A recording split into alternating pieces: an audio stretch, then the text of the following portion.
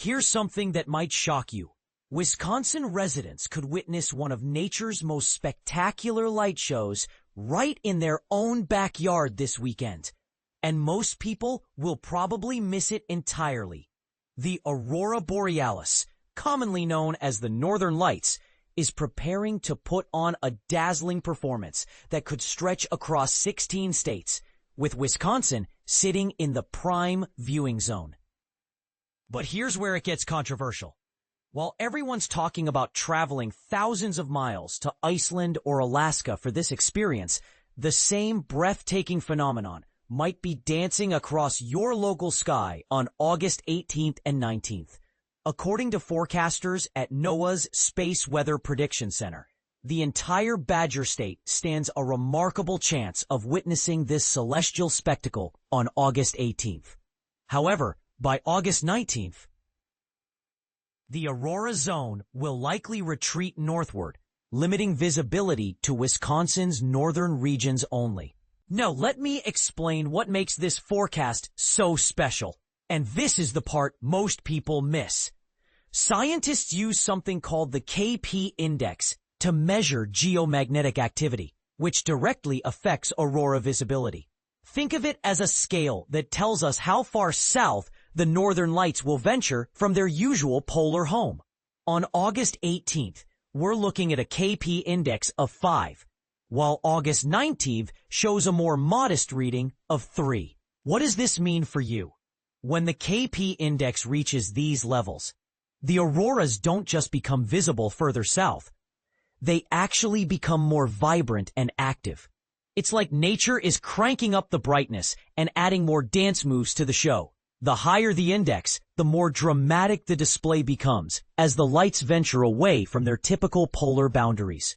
For those who want real-time updates, NOAA provides a short-term aurora forecast tool that updates every 30 to 90 minutes, showing exactly where the lights are appearing and how intense they'll be becoming.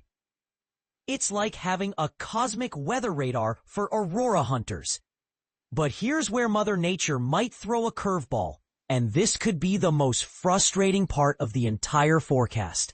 Wisconsin's weather patterns are threatening to play spoilsport on August 18th, precisely when the aurora activity is expected to peak. The National Weather Service is predicting thunderstorms across most of the state, including major cities like Green Bay, Appleton, Milwaukee, and Madison. This creates a bitter irony. The night with the strongest aurora potential could be the night when clouds completely block our view. However, there's a silver lining for August 19th. While the aurora activity will be weaker, storm systems are expected to move out, leaving behind partly cloudy skies, particularly in northern areas like Green Bay and Appleton. Here's what every potential aurora watcher needs to know about timing, and this advice could make or break your viewing experience. The Space Weather Prediction Center emphasizes that auroras typically reach their peak brilliance within 1 to 2 hours of midnight. This means your optimal viewing window falls between 10 p.m. and 2 a.m. Set your alarms, because this narrow time frame often separates successful aurora hunters from those who miss the show entirely. Location strategy becomes absolutely crucial for Wisconsin viewers. City lights are the enemy of aurora photography and viewing. You'll need to escape urban light pollution and seek out elevated vantage points that offer unobstructed northern horizons. The darker your viewing location, the more spectacular the display will appear to your eyes. For serious aurora chasers in Wisconsin, several locations offer exceptional dark sky conditions. Newport State Park near Ellison Bay provides pristine viewing conditions away from major light sources. The Driftless Region offers naturally dark skies with rolling terrain that creates excellent vantage points. Harrington Beach State Park in Belgium combines lakefront views with minimal light interference. Additionally, Kettle Moraine State Forest near Eagle provides elevated viewing positions, while Kohler-Andrae State Park in Sheboygan offers lakeside aurora hunting opportunities.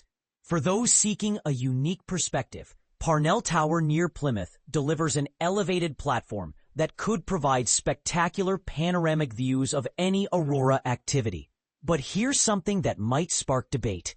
Should Wisconsin be marketing itself as an aurora tourism destination?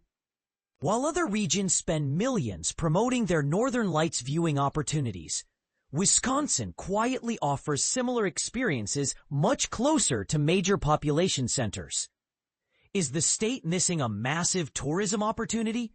Or would increased aurora tourism actually harm the dark sky conditions that make viewing possible in the first place? And this raises another controversial question. With climate change affecting weather patterns and increasing light pollution from urban sprawl, are we witnessing some of the last opportunities to see auroras from Wisconsin's latitude? Some experts argue that these southern aurora events are becoming more frequent due to changing solar cycles, while others worry that growing cities will soon make such viewing impossible regardless of geomagnetic activity. What do you think? Should Wisconsin be doing more to promote and protect its dark sky resources for aurora viewing? Have you ever seen the northern lights from Wisconsin before? And if so, did the experience change how you view our state's natural wonders?